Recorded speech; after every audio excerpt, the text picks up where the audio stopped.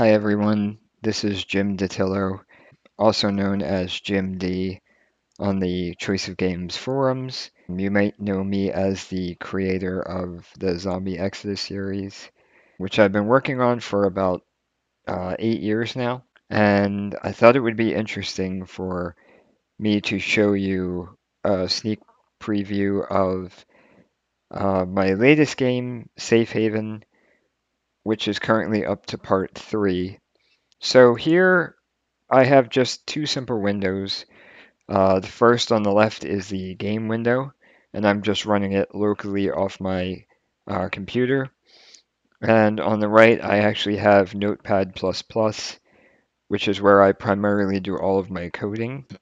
So I'm going to go back and forth between the two windows, and after we read a section, I'll highlight some of the code and explain why I've made those choices and show you some of the tips that I use while I'm coding to make things a little bit quicker. This is, again, playing in my local computer, so I'm going to advance it here, and these are just some of the update notes for those people who are currently testing the game. Also, for people who play on my Patreon, I set up a little system so that they can create characters if they would prefer to do it from the start. And then the other option is to use a pre-made character, which is a much faster way to get right into the story. Unfortunately, in the development stage of a game, even if you have a series going on, Choice of Games does not allow writers and developers to use their save system. So one of the questions I get asked most is why can't I load a game file into the testing version of your game so I can continue to play with a character from the actual app? And unfortunately, like I've said, Choice of Games, that's kind of a proprietary system and they don't want us developers using that. They code that part of the game on their end. If you have a game that is a serial and it's going to continue for a certain number of publications, then they will do that part for you. I created this little system to make it as robust as possible for people to test. I usually use the pre-made characters just because they are so quick to get involved. So I'm going to go there now, and most of these, if not all, are actually in the app. I think I've added one or two since the last time the official app has been updated. Currently, I like to use AJ Austin only because that character he's got quite a lot of skills. He's a high level character, and so that's the one I like to use. All right, so on this screen, it basically gives an overview of the character. I won't go into really what a pre-made is, but basically it's a character that has all of its stats and skills already set, and you can read along here. There are backgrounds, and it's almost like a full dossier on the character. Whenever somebody contributes a pre-made character, I actually send them this dossier and ask them to fill it out. And then for players who are using my test version, I usually give them quite a few options to build their character. And these are options that you would normally import from your save file, but since we can't import save games, I actually built this kind of questionnaire to say, would you like to play as a leader? What other characters would you like to have in your party? So I'll take you through that and you can see all the questions. For this playthrough, I'm going to choose to be the leader.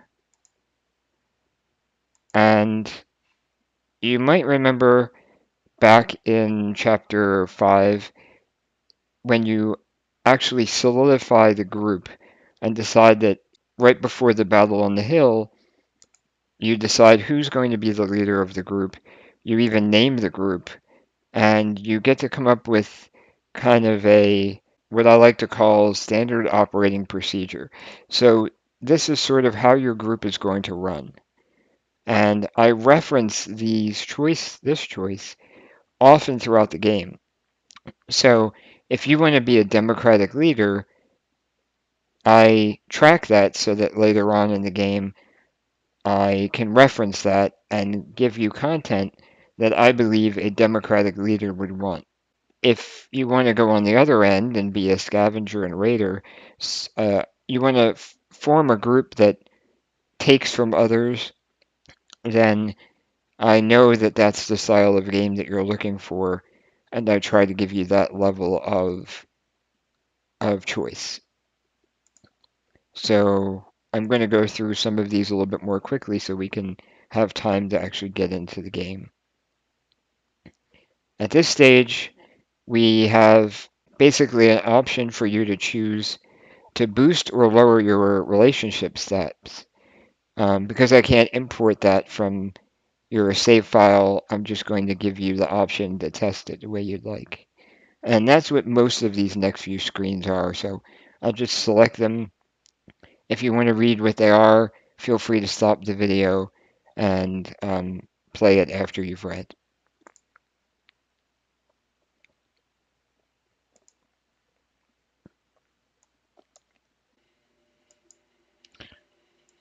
This screen allows you to choose the romantic interest for the character that you've chosen.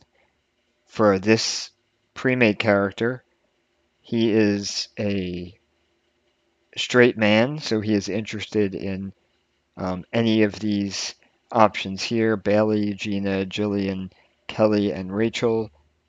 And for the testing version currently, I have written certain scenes with Bailey and Gina and Jillian so far.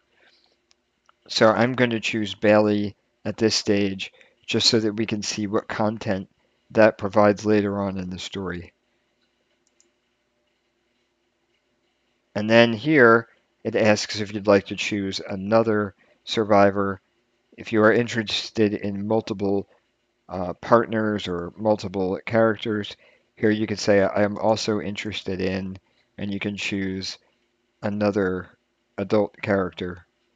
I'll choose Jillian.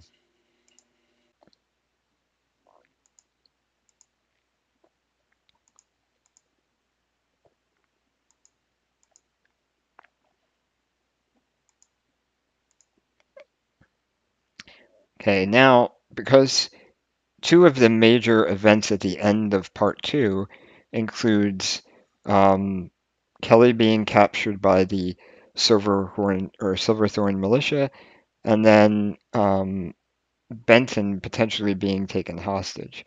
So for my testers, I gave them the option to do either of those, either of those flags that have them set, so they can try things out. So if Kelly has been taken, that actually has quite a bit of impact on the story. So I'm going to say yes for that, and then I'm going to say yes, Benton has been taken hostage. Okay, so this is the start of chapter 8, and I'm going to read along and then choose some options, and then I'm going to actually show you some of the code. So, chapter 8, Safer Haven. You drive with Eli in his tow truck back down the lonely highway towards nightfall. After 20 minutes, the caravan heads west along a poorly paved road through high country, places of farms and fields and untouched wilderness.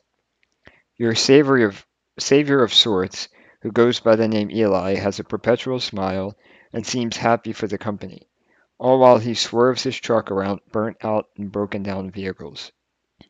He barred Jamie from the front seat, citing size restrictions, so you and Bailey ride beside him. So I'll stop right here and just, point out that this basically selects your romantic interest right here. And if you don't have a romantic interest, as you can see in this little section of code, it's choosing to go with Rachel, only because she's such a central figure in the group's leadership. And also, it's within her character to say, I want to be sitting up front and know what's going on at all times. Um, Leaving the hilltop camp felt bittersweet. Sure, the accommodations were horrible and lacked safety and comfort, but it forced you to come together as a group. The confrontation with the Silverthorns capped off 3 days of stressful survival. Everyone felt relieved that your unwelcome guests left without a fight. Still, with Kelly taken by the Silverthorns, an uneasiness spreads through the group. If one of your own can be taken, are you ever truly safe?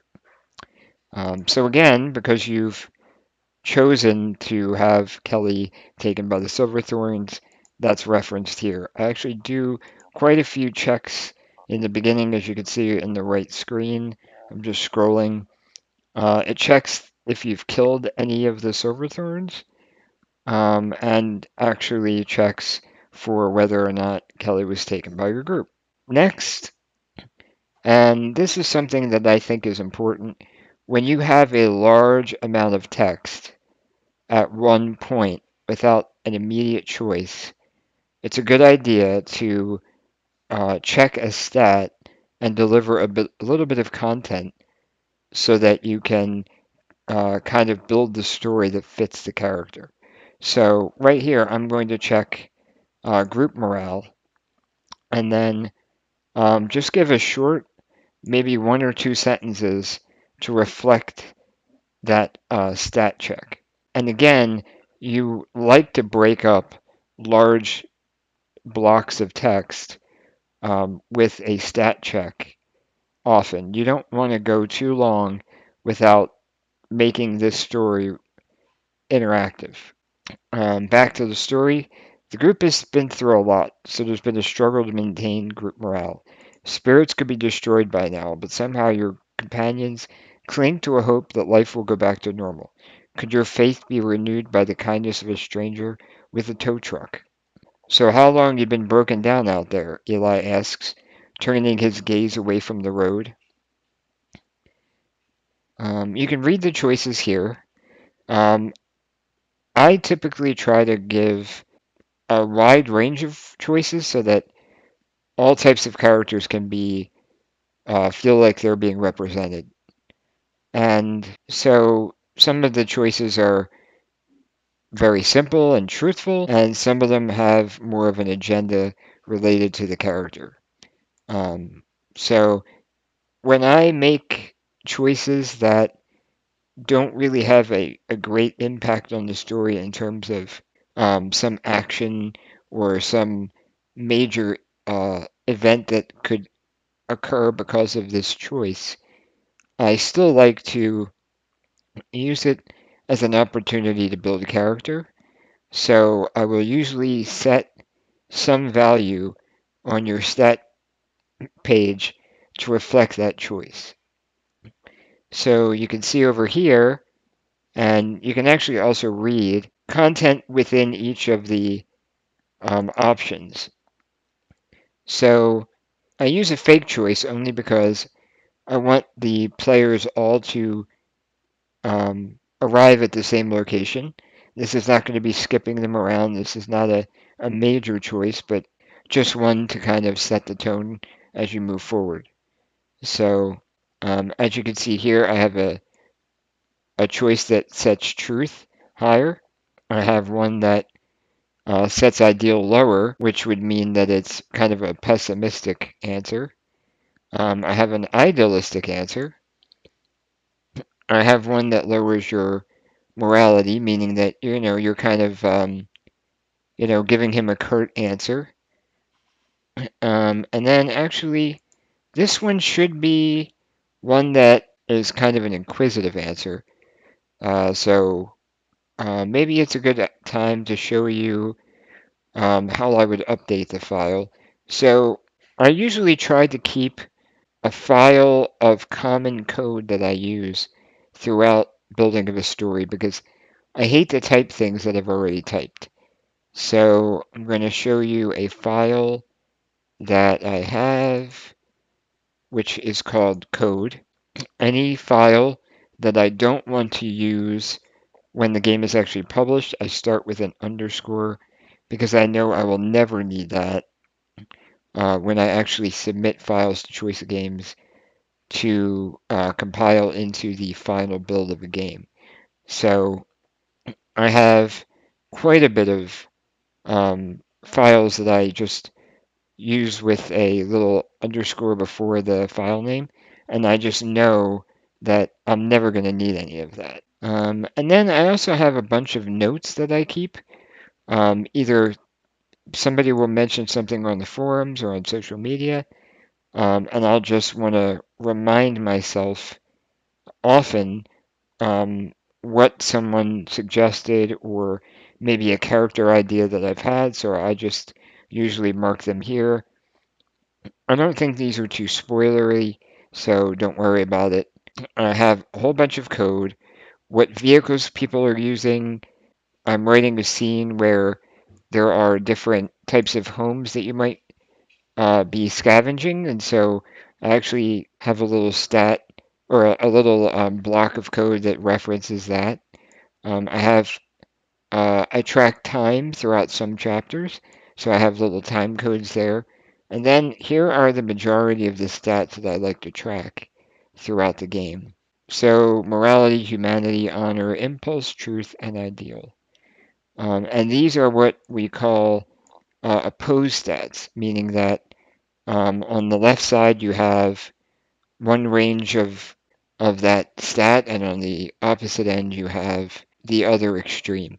For ideal, for example, one side is optimistic and one side is pessimistic. For the choice that we want to update, I usually highlight that, copy it, jump back in, go to the end. I like to indent twice. Some people like to use tabs. I don't like tabs. I'm going to put it there. And then because I want this to be sort of a more questioning or manipulative response, I lower that stat. All right, so how about if we try that one? Not long. So you own the truck? Do you run a towing company? I'll try to get as much information out of him as I can. Yes, I'm Eli, and it's called Eli's Towing, he says with a chuckle. The junkyard's mine too. I didn't always fix cars and trucks, but my youngest is a whiz mechanic. The truck shakes as it rolls over something on the road. You look out the passenger window and spot a downed tree limb. Behind the tow truck, the rest of the caravan swerves around the massive branch. As you turn forward, the road curves, and Eli takes a narrow path through heavy brush. Nailed to a mile marker, a faded green sign reads, Eli's Junkyard and Salvage. Not much farther, Eli says, picking up a CB microphone. He speaks into it. Hey-o, Kevin. I'm home. Open the gate for me, my man. You drive for a few more minutes through the skinny road cut through overgrown spruce trees, the tow truck rumbling as it marches across the dirt and gravel.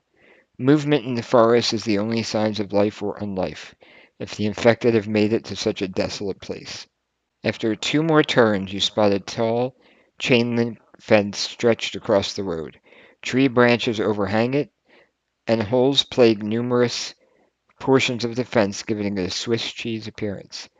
A thin teenager in oversized jeans and a black t-shirt, with a bleeding heart and dagger logo, yanks open the sliding gate, but stops halfway. Eli leans out of the side window. Keep going, or do you need help? He turns to you with a beaming smile. That's my son, Kevin. The gate moves again, and you spot Kevin slamming the sliding gate to the far side of the road. When he releases the gate, he throws his hands up and stands at the edge of the junkyard, a look of shock on his face as the tow truck drives past him. The caravan pulls into the junkyard, and you immediately scan the surroundings. Two areas are divided by another short chain fence. The larger area, where the caravan stops, has an assortment of RVs, shipping containers, and even a small house, while the smaller section has a half dozen cars in different stages of repair and a two-car garage. A simple pump sits outside of it. All right, as you and Bailey climb out, you see the rest of your group piling out of the other vehicles. So here on the right, you're going to see the start of a very large block of code. And that is because at this point, I'm going to start doing a little check for your main RO.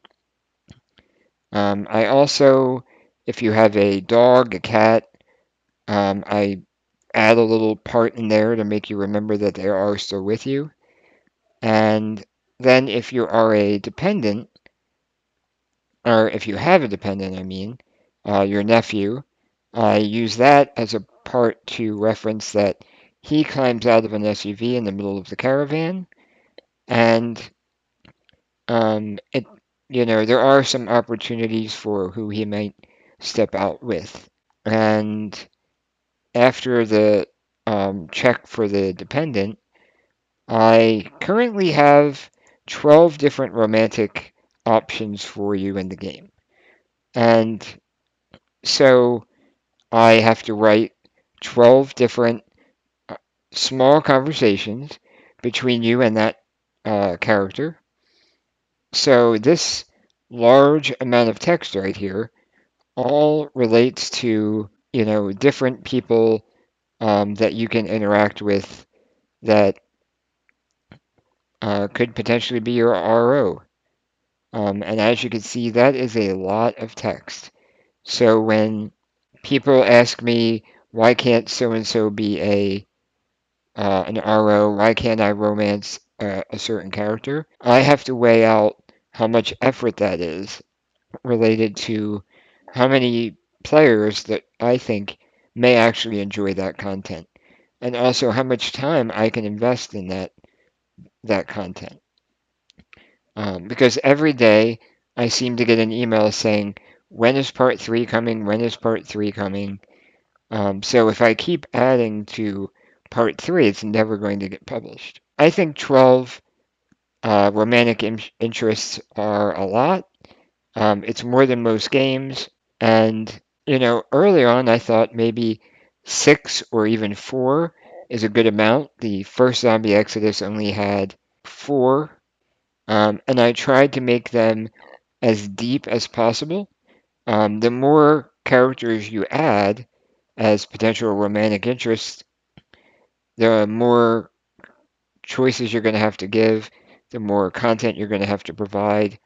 And I also like to show or explore something with each love interest. I don't try to use this as kind of flavor text. I actually try to give a real story to each of the characters. So at this stage in this chapter 8, I basically check, and Bailey is your romantic interest, so I'm going to have a little conversation between you and her. Because realistically, I think if you're interested in someone during this outbreak and you're getting to know someone, you're going to want to, constantly talk to them, reassure them, interact with them, and that's what I wanted to do at the start of chapter 8. So Bailey stands just behind you. She fixes her lightweight blue hoodie and smooths out the wrinkles from her shorts. Her pair of legs show numerous bumps and bite marks from the many insects you've all endured. As she walks by your side, she lets her hair out of its tight circle and works to twirl it back into a well-kept bun. What do you think about this place? She asks. And I'll let you check out those 3 options right there. Um, so right now, I'm going to just choose the first one. This place is exactly what we need to make it through this outbreak. As you can see here, that's this choice right here. Um, for those of you who do not know, this is what we call, this is a code named GoSub, and this is a command that basically redirects to another part of the file, delivers whatever is in that block of code, and then it returns the player to the next line. So I will just do a quick find, and So here you can see it says you look around the yard, taking it all in, or taking in all of the structures and separate areas available to your group. Now, I want that little sentence to be said every time you're referencing or you're talking to your RO. I don't want to have to put that in, I don't want to have to repeat that 12 times. So I just use label observe yard, return, and then it will go back to the first time that it is used, right back to here. And again, since that first option is kind of an optimistic remark, I raise the person's ideal stat, which makes it more optimistic. And then Bailey is going to give a reply. I'll go wherever you go. And then, once again, at this stage of the relationship, Bailey could either, it's basically have two levels of interest. It can be kind of like we're starting out as friends, but I think maybe it's moving a little bit farther. Or you can have it that you are on track to being in love. And so I reference that right here and just deliver a short amount of content based on the choice. And that's kind of what in normal fiction you would say is show, don't tell. I don't want to say something like, you and Bailey are falling in love. So, she leans in and kisses your lips. Or say, she rubs your neck until you turn to look at her and she kisses your lips. It's more active than being told what the relationship is. And as you can see, I do that for every single romantic interest. And then at the end, I send them all down to the same spot. And at this point, basically, I check now that Jamie and Rachel are not your romantic interest.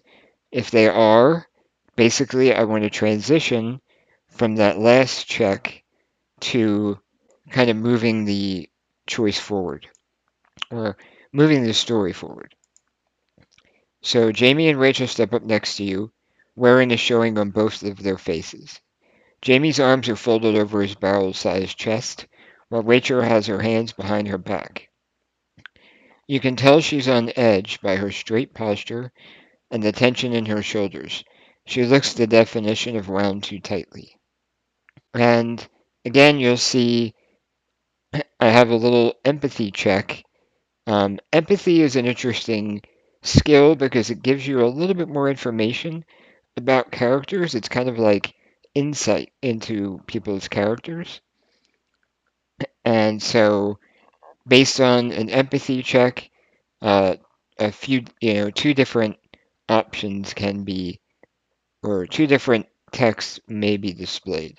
This is the high empathy block, and this is the lower empathy block. If you are the leader, this is the first major break between what content you're going to see and what content you're not going to see. If you're the leader, you're going to take a more active role.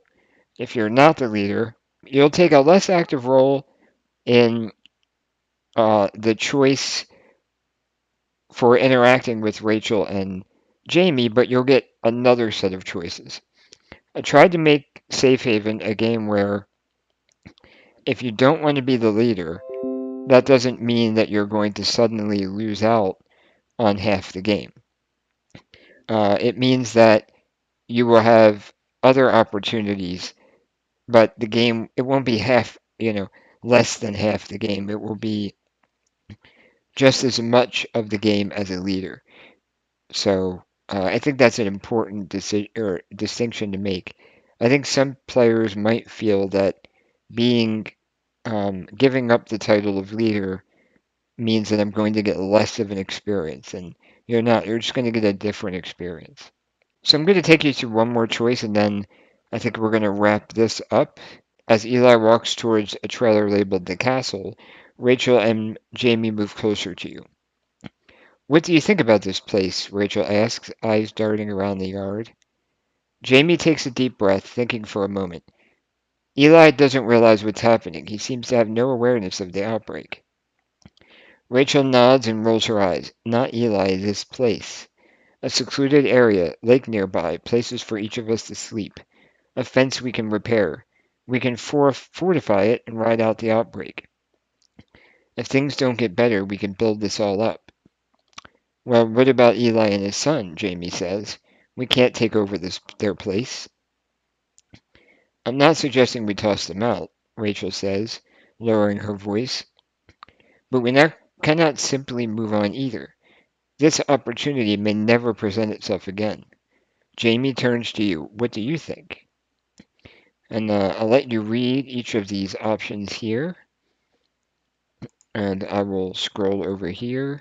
This is a pretty major choice because it's going to show, or it's going to track several stats. It's going to track diplomacy, ruthlessness. It could have impact on your different relationships. So this is a much more impactful choice.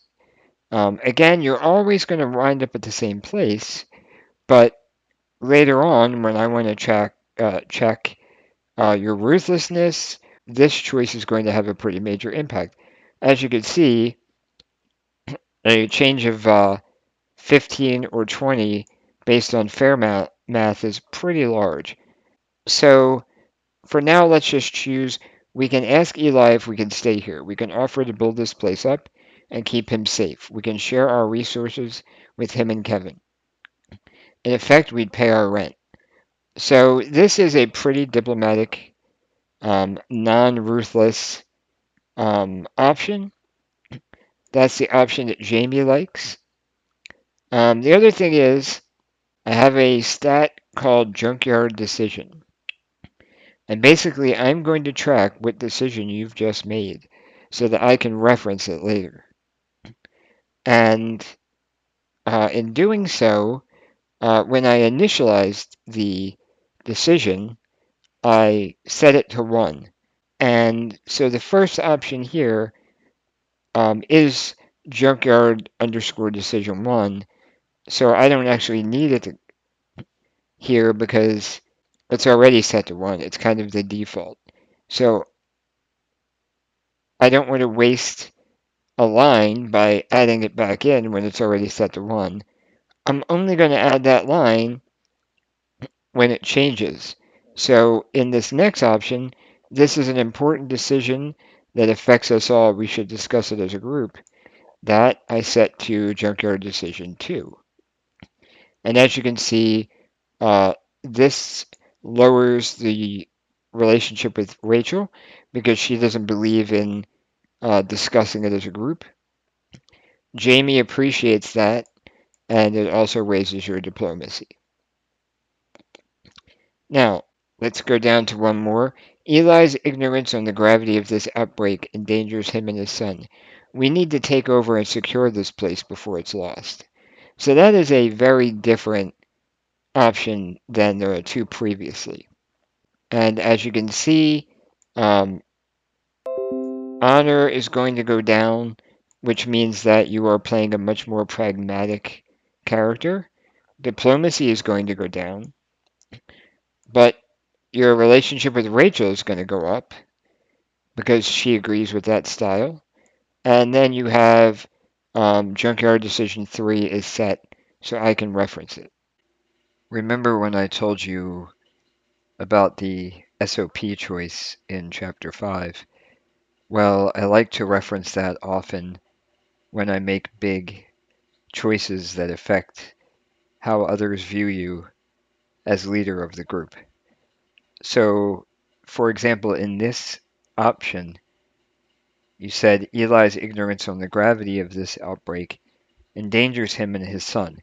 We need to take over and secure this place before it's lost. Well, Rachel nods with a resolute smile. I'm in total agreement. It won't be long before other, less friendly survivors or a zombie horde find this place and take it over.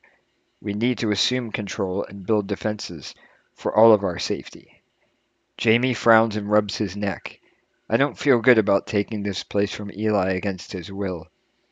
This is his junkyard, his home. He was nice enough to bring us here. I don't want to take it from him like we're thieves. Depending on the style of group that you're leading, this will have an impact on your relationship with Jamie. So, for example, if SOP equals 1, that means that your group is democratic. So you'll say, we'll discuss it with the group and find out how everyone wants to proceed before we make a move. That sounds fair, Jamie says. And your relationship with him would go up.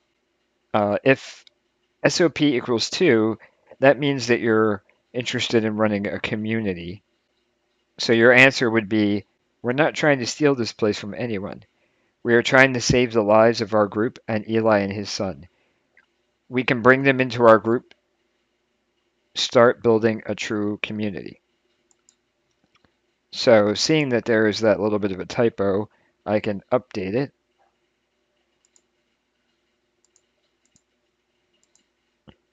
All right. Jamie nods. Okay, as long as we do right by Eli and Kevin, we are not bandits. Now, the last 3 are a military style of group. This is a group that is more pragmatic. You choose to scavenge when possible, and if not, you will defend your group and even possibly raid if necessary. And then the 5th group is actually a raid group. During this part of the story, in the next few chapters, you will actually be able to raid other groups if that's the style of play. Believe it or not many players choose to be quote unquote evil players. They choose to be fairly good moral players and groups, but I still think it's important to have play styles that are more far ranging. So, for example, if you were to be that raider style of group, you were thinking like civilization hasn't fallen. We have to adapt and do what we need to survive. Eli and his son can stay, but we run the junkyard now. We would be fools to give this up. Jamie frowned. I don't like what we're becoming. Better get used to it, my friend, you say. As you can see from this line of code here, you lose a large degree of relationship with Jamie if you provide that answer, and your group is a raider group, which is checked in this code here.